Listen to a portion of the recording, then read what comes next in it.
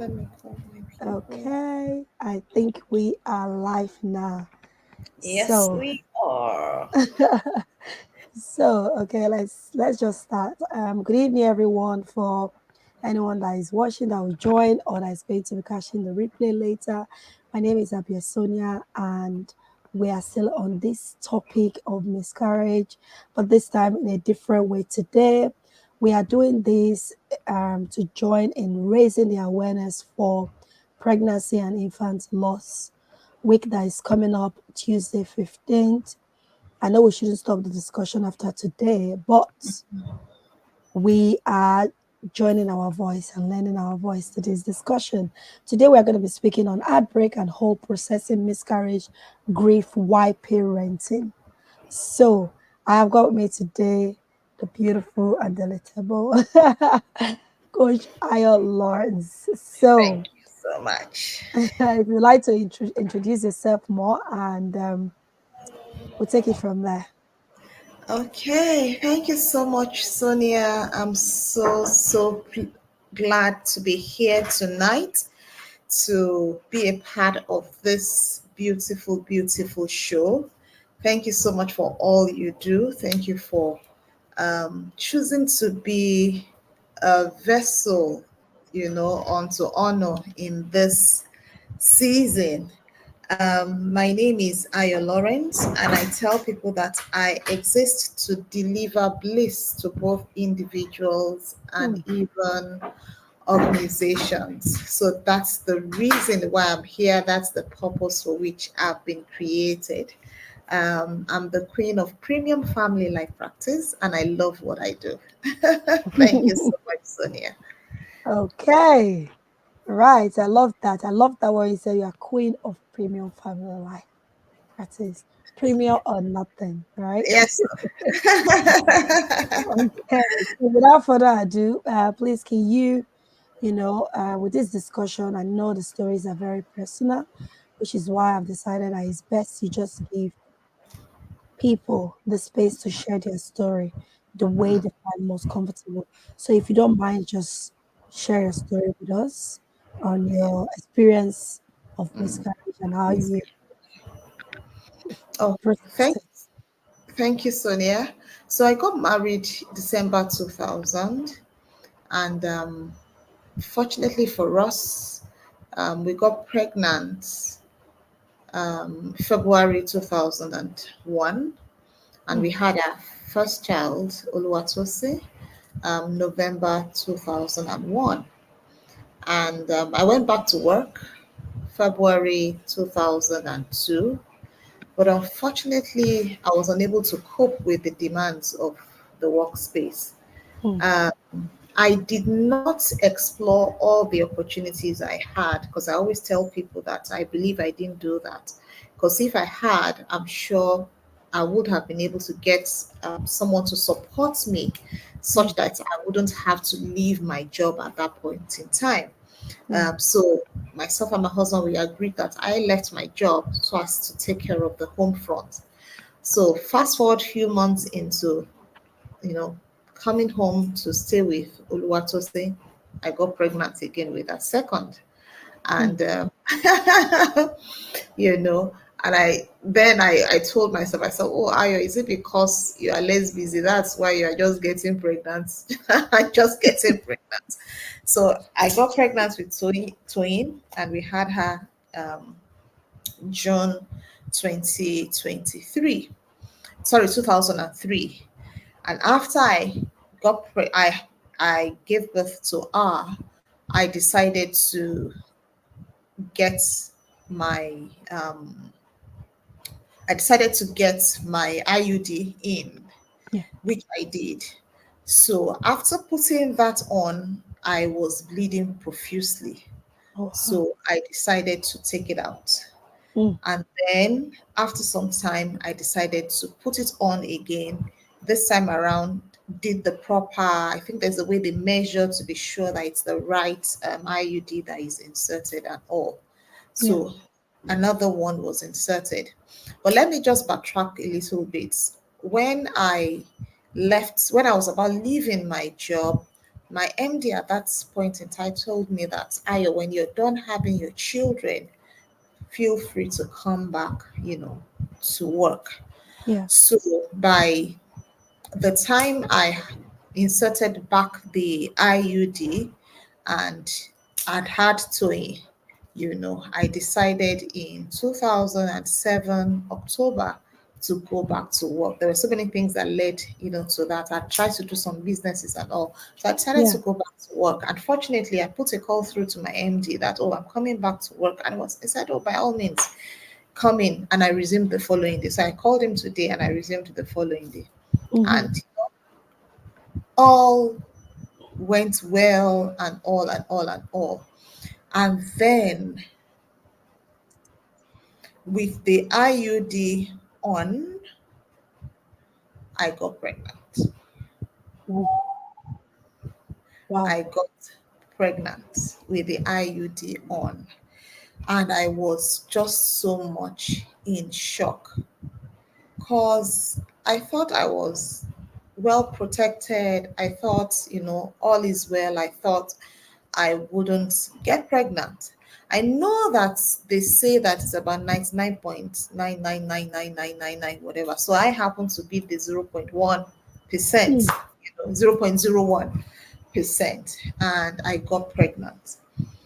And it was mixed feelings because I thought I was done. I had nothing child around me again. I'd given out all, everything that has to do with childbearing and all. And I had to prepare the children again that a child is coming, you know. And coupled with the fact that I told my boss that I was done having children, Oh, yes. you know. So coming back, to the workspace and getting pregnant wasn't something very, very palatable. Mm. So I was back in the office and I was pregnant. And then at that point in time, you know, it wasn't so easy because we thought we were done. And I'd done what I should have done, as a woman. So it wasn't that I left things, to chance. So we started preparing again, um, getting the children's things and everything. Yeah. Then this particular day, I just noticed I was spotting.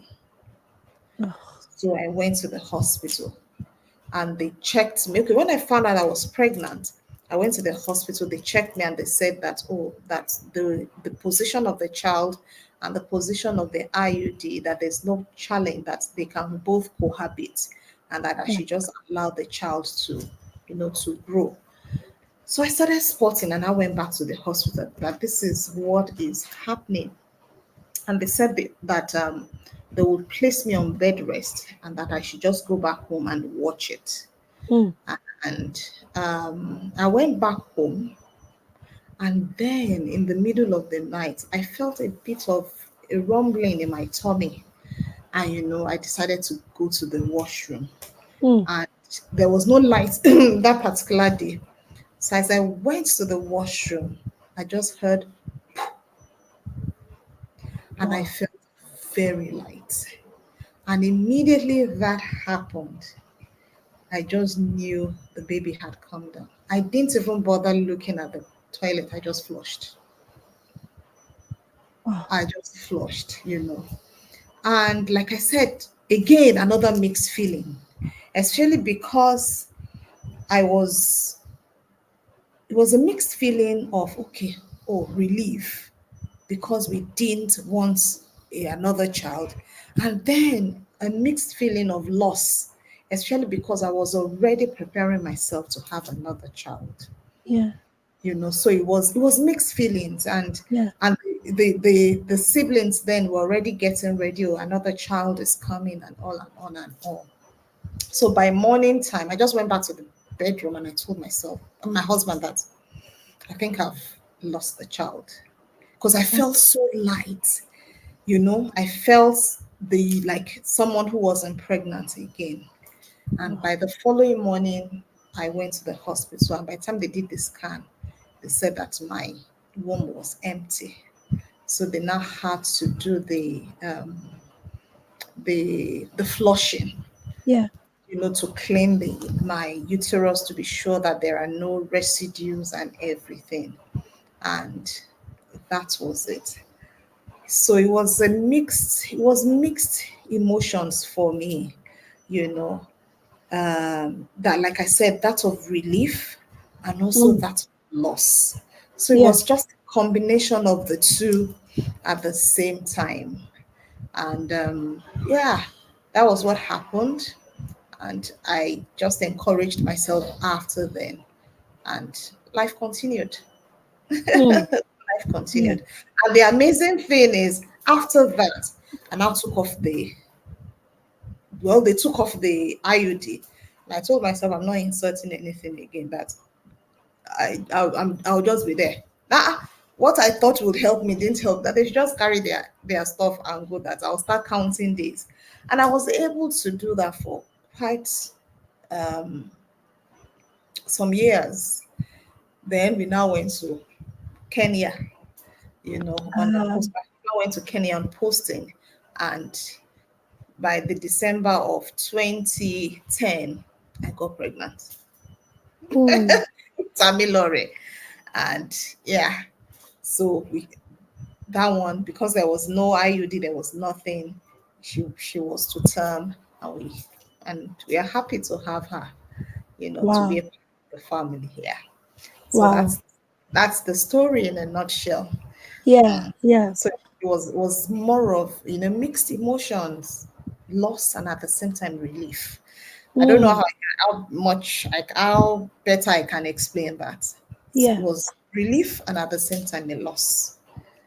Okay. Thank you very much, Koshaya, for summarizing that for us. Mm, But at the beginning, you were shocked. There's kind of yes. various of emotions that you Yeah. went through.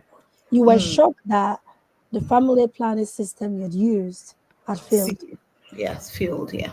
And then you have to then prep your children to tell them that you are expecting a Another brother child. or a sister. Mm, And then as if that was not enough, you started spotting. I mm, just want you to talk us through as in how did you say you had missed feelings, relief or sadness of the loss. mm, How did you manage both emotions going forward? Because even though the miscarriage had happened, we all know that the body still looked very pregnant for a significant oh months yes, because I had before it to. clears. Yeah. Yeah, I had to actually go on leave. So I had to call in, tell my boss that so has happened, and I had to go on, I think, 2 weeks leave, because definitely the body was tender and all and Yes. all and all, So I had to go on leave. Yeah. Right. So while you were on leave, I'm just wondering the best way that you cope for people that are experiencing this Mm, and that are saying, "Oh, I think our story resonates with me." mm.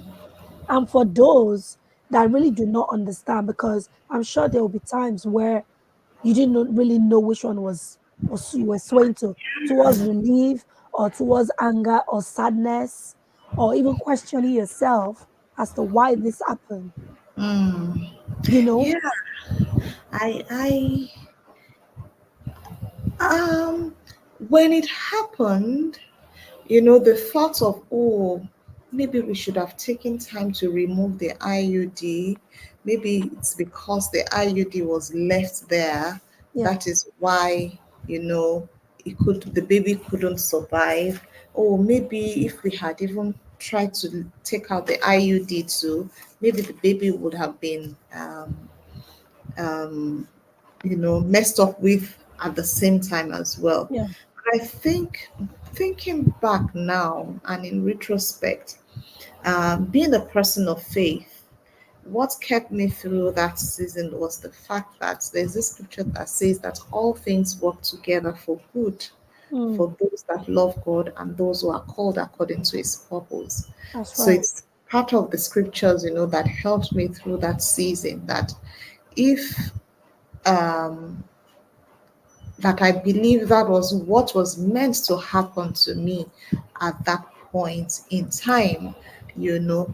And looking back now, if that didn't happen to me, I wouldn't have been able to share my story with, with people now, and to Yeah, let them know that no matter what happens to you, you can still live a life that is beautiful. You can yeah, still enjoy yourself. You can still you don't have to bury your head in shame because of whatever has happened to you. yeah, So for me, all things working together for good is something that I would say made me to be able to go through that season without dwelling so much on the fact that I lost a child. yeah. What I hear from what you say is that there was a bit of a blame, which is quite a common thing. For some people is anger directed at themselves or directed at the hospital staff that attended to them or directed at all sort of people, even sometimes to their spouse. But in your case, it was blame. Blame, oh, if I had taken the IUD out, maybe this would have happened. Blame that if the IUD had worked, this would have happened in the first place, right? Absolutely. So that Yeah. blame is there. But you tap again into your own belief, which is reaching out to a higher being, which is your creator that created you for support. I found out Yeah. that most women of faith tend to do that a lot, reaching out to the higher being and tapping into that. But I just want to also inquire from you if, as in the things that helped you to go through this roller coaster of emotional time, what are the things that help you during the season that help you get to a place where you are not thriving again? um I'll say that my husband played a huge role Mm. in that season. He happens to be one in a million, let me put it that way. Mhm. And because God I bless know you, that guys. They are watching. because I know that quite a number of people, a number of men find it difficult to even process whatever is happening at that point in time. Yes. So it was quite supportive. My immediate family, my siblings as well, because I carried them along, Mm. um, and also my in-laws. So I'm blessed to have amazing people, in my life. And that was why I said at the beginning that if I had really, really leveraged on the support system that I have, in the Yeah. first place, I wouldn't have had to leave even my job, to stay Ah, home with our son. Because I tell myself that if I told my mother-in-law, my husband's mother, who happens to be my mom now, I call her my mom, that this yeah. is what we are going through. We wouldn't mind if, because she stays very close by to us at that point in time, that we wouldn't mind you coming over to stay with us, maybe do Monday to Friday, then you go home, she wouldn't have minded. But when this happened, I chose to leverage on my support system. So Mm. I didn't leave myself, to wallow in self-pity. I didn't leave myself to wallow in blame, in shame. I reached out and I was able to get the support that I needed at that point in time. So it was easy for me, to go through. I will Yeah. say that here. Okay. So for anybody that is going through this, if you can listen from what I hear I say is that do not keep this a secret. No, no, Do there's no not need. keep this a There's no secret. need. I There's no know need. sometimes that is the first thing that you want to do because you don't want to go through the stress of explaining yourself what happened over and over again. And sometimes you don't want to look as if you are not like a pity party. It's not pity party. We all need compassion when we are going through things. Because I Absolutely. noticed that a lot of people just hush and they just keep it to themselves. They don't Mm. even tell their boss, they don't tell or their employer, they don't tell people that are Anybody. supposed to be empathetic with them. They don't tell their neighbor, only anybody. They just tell only their husband, and they are okay with it. It's not Mm, so. She said she told people, she leveraged on her support system. In her case, it was family. In your mm, case, it might be friend. It might mm. be people, your colleague. It might be your church member. It might be your mosque member. It might be people that you trust. They are supposed to tell such people. When you are going through this, you have to allow yourself to be vulnerable enough with the trusted people around you. It is so, so important. If Yeah, you don't have any of that, maybe you've transitioned to a new place or maybe you relocated, then you have to find a support system in terms of group support group around there. As the people in the hospital, they will definitely tell you. And also, you said you also leverage on your husband as well, that he was able to help you through that season as yeah. well. You know, at this point, let's bring this back again. You were still parenting, you still have two children with you. Children. You Yeah. know, how were you able to still, because people go through this and they're like they really struggle.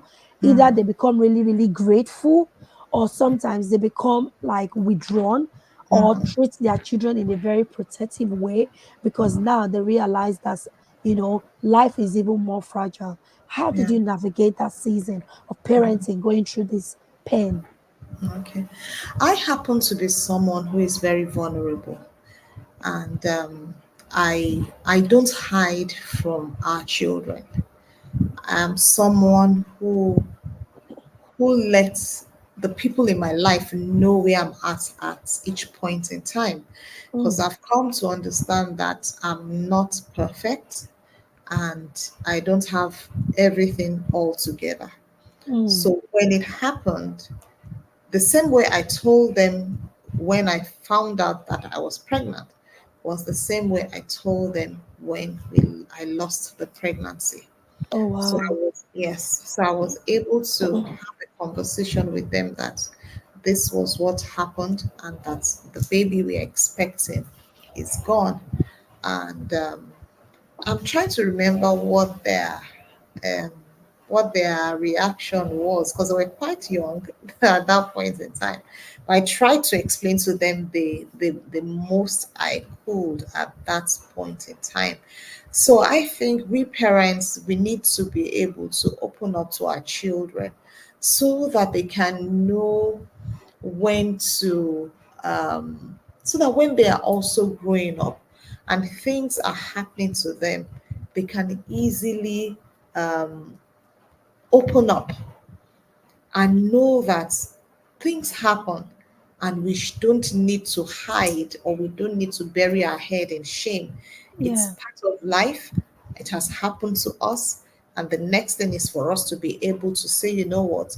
What's next? What do I do? And how do I still make the best out of, the situation wherein I am in? So at that point in time, I told them, and we continued living our lives, as parents and mom and children. So yes, it didn't impact us in any way. I think I was just so blessed to be able to bounce back, Mm, quickly after the whole thing. I'll say that I was blessed to bounce back because I when I talk about it, I don't talk about it with any form of ill feeling. I mm. talk about it from a place of I know that God has my best interest at heart, and for Him to have allowed this to happen, I trust Him with my life. So yeah, we're able to um, get back into our flow after that, and I didn't know that another one was still gonna come, and we're so glad she came. We're really, really, she's such an amazing blessing to everyone. Yeah. Yeah. Right. I like the fact that you talk about bouncing back. A lot of people see resilience as almost like a trend. Be resilient. Oh, I'm resilient. I bounce back. But the truth is, in order for you to be resilient, if you listen properly to what I was saying, she said that she used the people as in she relied on the people around her. She allowed herself to be vulnerable. The difficult one in the situation was then going back to the children to tell them what had happened. And you did that as soon as possible As soon in a as way possible. to taking that weight away from yourself. taking that weight away from yourself. I think those are the things, because if anyone of you that anybody is struggling with resilience out there, I will tell you why. It's probably because you do not easily open up to people. You do not accept support. You do Yeah, not ask for support. Because if you do not ask for support, or you do not have the right support system around you that you can trust enough to be vulnerable around, you will notice that you will be very, very difficult to bounce back when things happen to you. So if you absolutely. want to bounce back when things happen to you, it's very important. It starts from a place of vulnerability.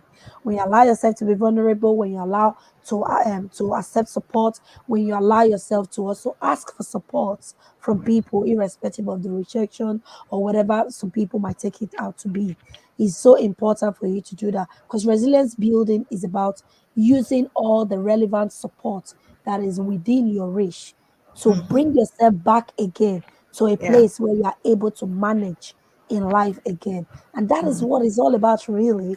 There is no absolutely. rocket science behind it. There's none. Coach, Coach, Coach Ayo, thank you so, so much. I just Yeah, want to what? thank you. I know they say time healed the wound, but Mm. the body does not forget. The body keep the Oh score. no. Oh no. Oh no. I always tell people that I'm a mother of four, even though one was lost. That's right. That's right. That's right. That's right. The Yeah. body never forgets. So, and I know that even as you are talking about it now, you are trying to bring the fragments of those information together to Together, deliver it as absolutely. much as you can. Mm. Yes, I am. I am. I could remember that day. I told my husband I was going to take myself to the hospital. So I drove to the hospital.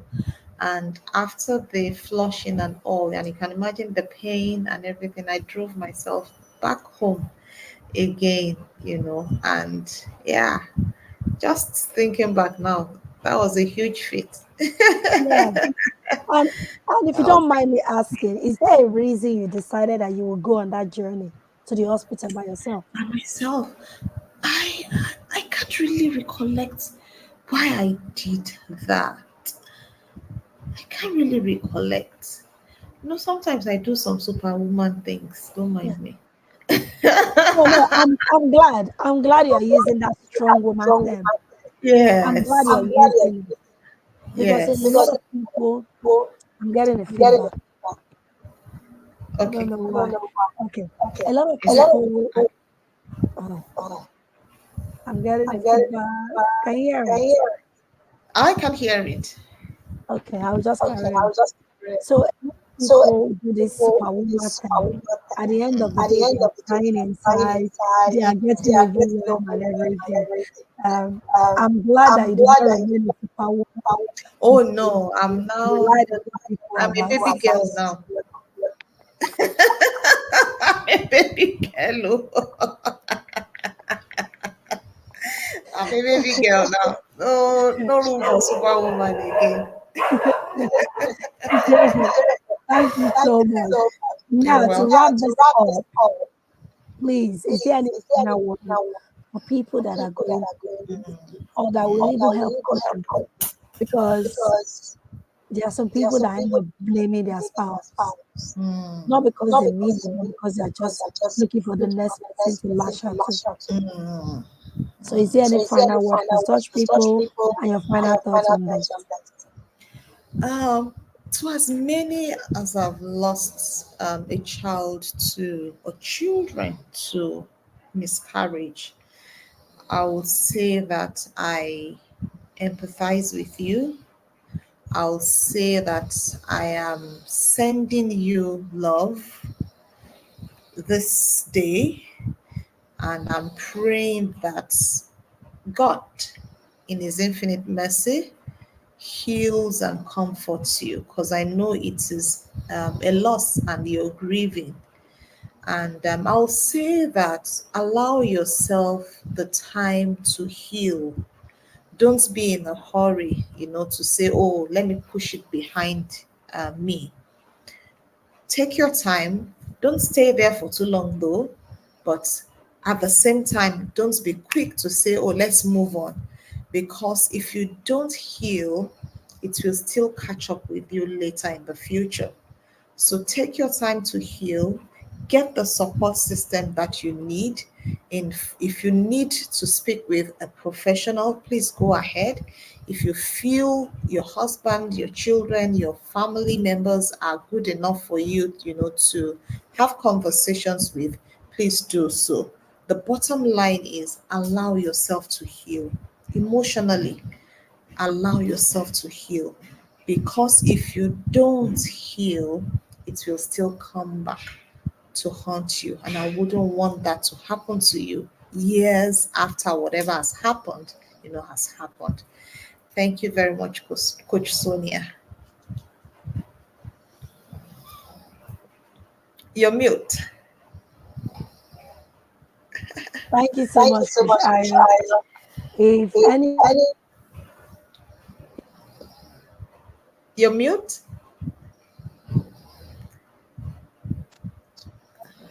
thank you so much, Coach Ayo. If Yeah. Yes.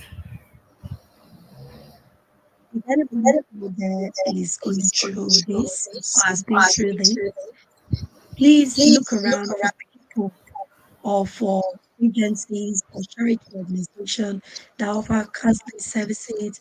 They offer support for parents, for young parents as well, or for any parents of any age at all.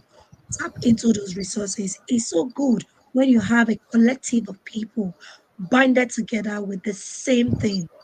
They know how to help each other, they know how to support one another in a way that you will heal and you still have awesome life.